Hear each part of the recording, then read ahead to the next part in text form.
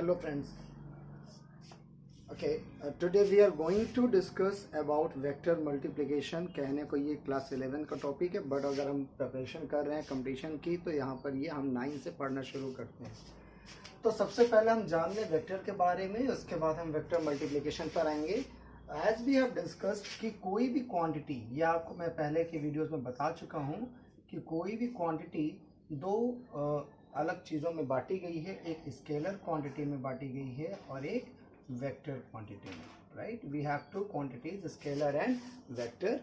जब हम केवल मैग्नीट्यूड की बात करते हैं, सपोज हमारे पास कोई ऐसा क्वांटिटी है जिसमें केवल मैग्नीट्यूड है, लाइक डिस्टेंस, तो ऐसी क्वांटिटीज को हम नाम देते हैं स्केलर क्वांटिटी। और जब हमारे पास कोई ऐसी क्वांटिटी है जहाँ पर हमारे पास मैग्नीट्यूड के साथ साथ डायरेक्शन की भी नॉलेज होती है, magnitude plus direction, so such quantities are known as vector quantity, right? For example, we have distance as a scalar quantity and we have displacement as a vector quantity. What is the difference between these of two? Distance does not shows about the direction of the journey, right? आप कहीं पर भी जा रहे हैं, like आप यहाँ से जर्नी शुरू कर रहे हैं, लाइक दिस वन, लाइक कहीं पे भी जा रहे हैं, तो ये टोटल जो पाथ आपने चला है, दिस इज व्हाट डिस्टेंस। लेकिन जब आप इसी तरीके का कोई पाथ ट्रेवल करते हैं तो आपके पास एक स्टार्टिंग पॉइंट होता है जर्नी का और एक होता है फाइनल पॉइंट ऑफ जर्नी का, जहां पे जर्नी फिनिश होती है। सो इनके बीच की जो शॉर्टेस्ट डिस्टेंस है, this is called displacement. So this have a particular direction कि इनिशियल पॉइंट के रेस्पेक्ट में आपकी पोजीशन कहाँ है, तो यहाँ पर डायरेक्शन है आपके पास, तो that is considered as displacement. लेकिन यहाँ पर कोई डायरेक्शन नहीं है, रैंडमली आपने विजिट कर लिया, तो इसे कहते हैं आप स्केलर क्वांटिटी। चलिए, तो आप ज़्यादा टाइम न लेते हो, हम वेक्टर की बात करते हैं। वेक्टर मल्टीप्लिकेशन आज हमारा टॉपिक है, तो हम केवल मल्टीप्लिकेशन की बात करेंगे। So vector multiplication has been categorized in two parts. Number first, dot product, या जिसे हम कहते हैं स्केलर प्रोडक्ट।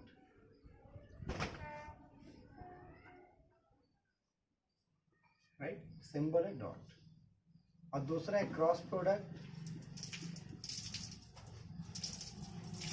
जिसको हम बोलते हैं vector product, right. These two type of vectors product we have, multiplication process we have cross product। अब इसके बारे में थोड़ा डिटेल में हम जानेंगे, लेकिन उसके पहले एक एग्जांपल सेट करते हैं। आपको मैं दो फिजिकल क्वांटिटीज के बारे में बताऊंगा, हमें थोड़ा सा आइडिया लग जाएगा। One is work done, W, and second is torque, tau. अगर हम ध्यान से देखें तो वर्क डन में जो प्रोडक्ट होता है वो फोर्स का डिस्प्लेसमेंट के साथ होता है। दोनों क्वांटिटीज वेक्टर हैं, this both quantities are vector, but we are getting the output of this product as a scalar quantity. इनका जो आउटपुट हमें मिल रहा है प्रोडक्ट का, वो हमें एक स्केलर क्वांटिटी मिल रहा है। बट जब हम टाउ की बात करते हैं तो ये होता है display perpendicular distance into force.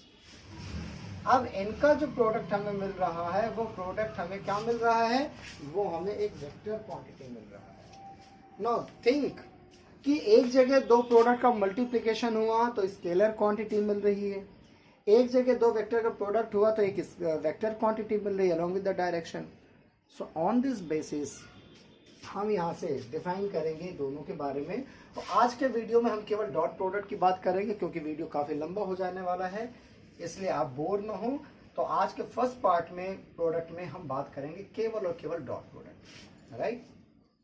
So what is dot product? छोटा सा एक एग्जांपल समझेंगे इस बारे में अभी हम प्रोडक्ट के साथ भी।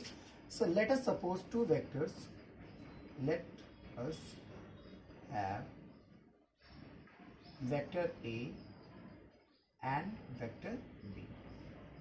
Right? There are two vectors, vector A and vector B.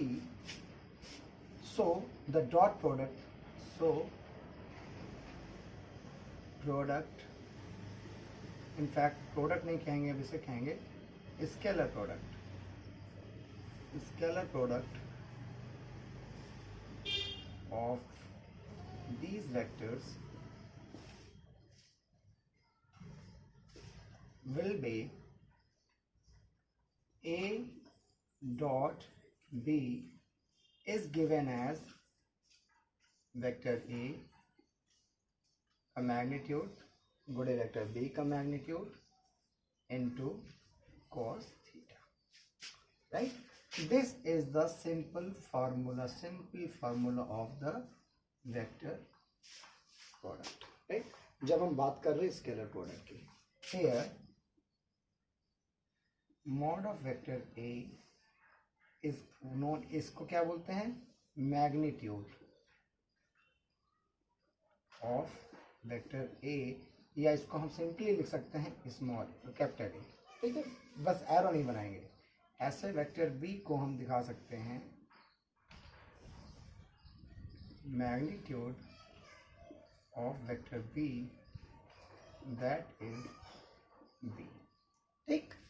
And what is theta? Angle between, इन दोनों के बीच का एंगल, राइट? फॉर एग्जाम्पल इसको आप ऐसे लिख सकते हैं नाउ, a डॉट p बराबर ए बी कॉस थीटा। एक फार्मूला ये हम यहाँ पर इसको ऐसे रख लेते हैं, ठीक है? अब एग्जांपल लेंगे अभी हम थीटा वगैरह का। अभी हम जो काम की बात हम यहाँ पे करते हैं आगे इसके बाद ना, let vector A is equal to A X I cap A Y J cap A Z K cap and vector b is equal to bx I cap by j cap bz k cap, ये हमारे vectors हो, ठीक है? a और b। तो अब ध्यान से देखेंगे हम इनके बारे में, इनका हमें प्रोडक्ट करना है और हम वहां से एक फार्मूला निकालेंगे cos थीटा के लिए। बट बिफोर प्रोसीडिंग मैं यहाँ पे एक छोटी सी चीज़ आपको इसी फार्मूले पर बताना चाहता हूँ। यहाँ पर ये जो i है, j है या k है, ये i j k क्या है? बेसिकली ये हमारे x y और z डायरेक्शन के यूनिट वेक्टर्स हैं। i वेक्टर कहाँ का है? x डायरेक्शन का, j कहाँ का है? y डायरेक्शन का, k कहाँ का है? z डायरेक्शन का, ठीक? यूनिट वेक्टर जिनका मैग्नीट्यूड 1 होता है, यूनिट वेक्टर्स क्या हैं? जिनका मैग्नीट्यूड 1 हो उन्हें यूनिट वेक्टर कहा जाता है। तो अगर हम देखें यहाँ पर जब इनको मल्टीप्लाई करेंगे आप a इंटू बी को, तो यहाँ पे देखो i इंटू आई आएगा, j इंटू जे आएगा, k इंटू के आएगा, या i इंटू जे आएगा, j इंटू के आएगा। तो पहले हम उनकी वैल्यू समझ लेते हैं इसी फार्मूले से। आपने देखा a डॉट बी बराबर magnitude of a into magnitude of b into cos theta. तो अगर हम वैसे बात करेंगे i डॉट आई बराबर j डॉट जे बराबर k डॉट के बराबर 1। कैसे होगा 1 जरा समझिएगा। हम एक एग्जांपल लेंगे केवल i डॉट आई का। i डॉट आई का मैग्नीट्यूड कितना? 1। i का मैग्नीट्यूड कितना? 1। कॉस थीटा, इनके बीच में थीटा कितना है? 0 है, क्योंकि i इधर है और ये i भी इधर है, तो दोनों के बीच में एंगल 0 हो जाएगा। एंगल यहाँ पर 0 हो गया तो cos 0 हो जाएगा, तो cos 0 का मान होता है 1। तो यहाँ पे cos 0 का मान हो गया 1, तो ये हो गया 1। तो i डॉट आई बराबर j डॉट जे बराबर k डॉट के, ये बराबर होगा 1 के। इसी प्रकार i डॉट जे बराबर j डॉट के बराबर k डॉट आई बराबर 0। अब इसमें भी कोई फर्क नहीं है। देखो i डॉट जे बराबर होगा i का मैग्नीट्यूड इंटू जे का मैग्नीट्यूड इंटू कॉस 90, क्योंकि i ये रहा, z ये रहा, j, तो 90 डिग्री हो गया i और j के बीच में, और कॉस 90 का मान होता है 0।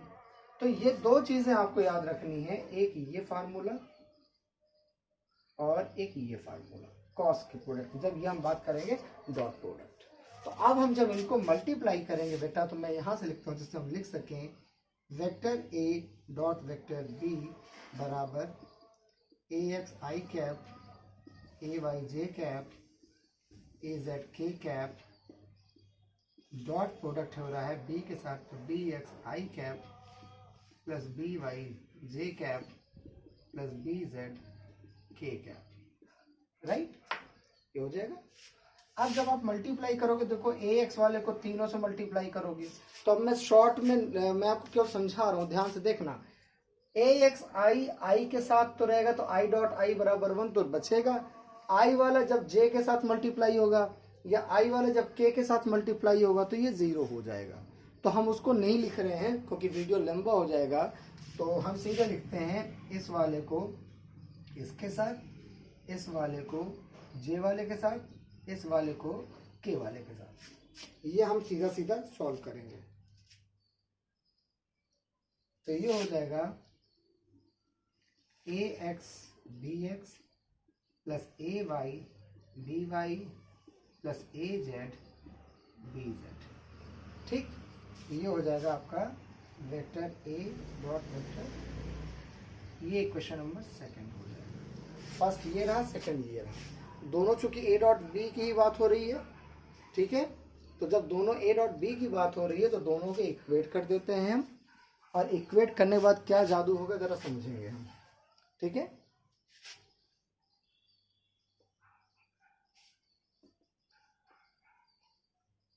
इक्वेट करने के बाद हमें मिलेगा एक साइड में ए बी कॉस थीटा और दूसरे साइड में मिलेगा A X B X plus A Y B Y plus A Z B Z, ठीक।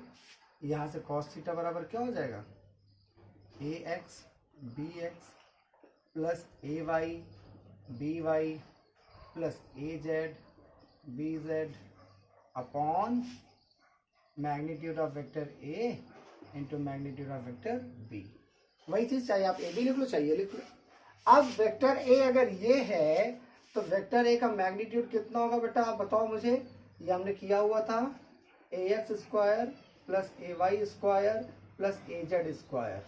जो मेरे क्लास 9-10 के बच्चे इसको देख रहे होंगे उनको शायद थोड़ा सा ऊपर जा रहा होगा, बट घबराइए नहीं बेटा, ये फार्मूला आपने पढ़ा है डिस्टेंस फार्मूला से। एक्स एक्सिस या प्लेन में जब कोऑर्डिनेट सिस्टम में बात करते हैं तो दो पॉइंट के बीच की डिस्टेंस का फार्मूला आपने पढ़ा है ना, x1 माइनस x2 को whole square plus y2 minus y1 को होल स्क्वायर वाला, उसी से निकाला हुआ है, ठीक है। नहीं होगा तो मैं आपको बता दूंगा किसी दिन डिस्टेंस फार्मूला पे वीडियो बना के, आप घबराइए नहीं। ऐसे वेक्टर बी का फार्मूला होता है B X square plus B Y square plus B Z square, right. तो ये वैल्यू हम यहाँ रख देंगे, तो cos theta is equal to A X B X plus A Y B Y plus A Z B Z upon A X square A Y square A Z square into B X square B Y square B Z square. ये आपका यहाँ पर इनके बीच के angle का formula, product का formula ये हो गया। कहाँ गया ए डॉट बी, ये भी फार्मूला, ये भी फार्मूला। थीटा निकाल लो तो आप ये फार्मूला लगा सकते हैं।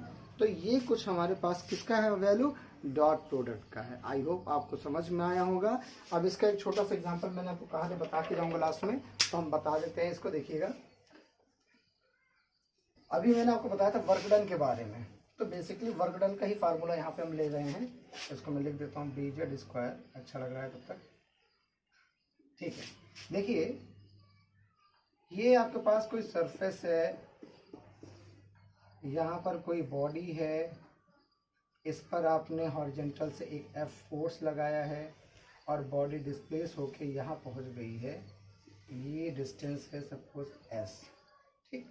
तो इसका हॉरिजॉन्टल कंपोनेंट एफ का ये है थीटा, तो ये हो जाएगा एफ थीटा, ठीक। तो नॉर्मली जब हम W की बात करते हैं यहाँ पे W बराबर लिखते हैं F.S, तो F का हॉरिजेंटल कंपोनेंट जो आता है नीचे वो होता है F cos theta into S, या F equal W equal to F.S cos theta.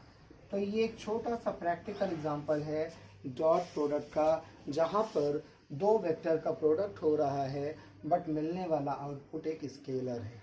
ठीक, तो ये फार्मूला हो गया। अब इस फार्मूले के लिए कुछ केसेस हैं, अलग अलग केसेस बनते हैं, तो कभी हम टाइम रहेगा तो हम उस पर फिर से वीडियो शूट करेंगे और केसेस के बारे में बात करेंगे। तब तक के लिए आप इसको रिवाइज करें, अच्छा लगे तो ज़रूर शेयर करें दोस्तों में। ठीक है, थैंक यू वेरी मच।